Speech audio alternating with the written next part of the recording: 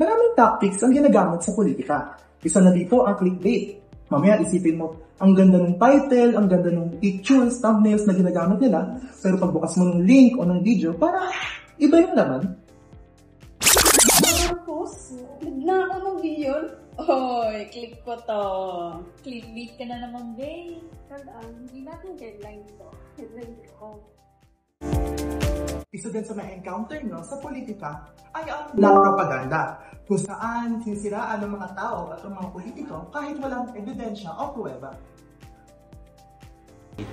Uy, tingnan nyo si Marcos, drug syndicate daw noon, tapos ngayon ayaw mo magpatik ng drug qualifier test. Sigurado ka ba? Mga black propaganda lang yun, ha? Dapat maingat tayo sa pininiwalaan natin.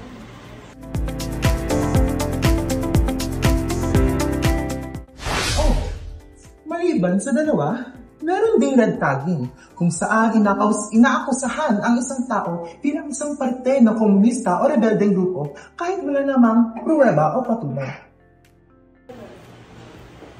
Sabi nila, komunista daw si Berante. Kasi pro-people daw siya. Ibig sabihin na rebelde siya. Red tagging yan.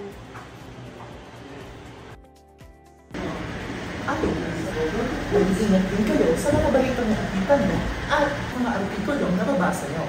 Malay nyo, misinformation na yan nakikita nyo. Sabi nito, si Paulo daw, hindi ito ang abogado. Uy, fake news yan. Meron yung bar license, kasabay nga yung nandito kung mag-tip ng bar exam na rin. Double check bago post, lalo na pag-politika.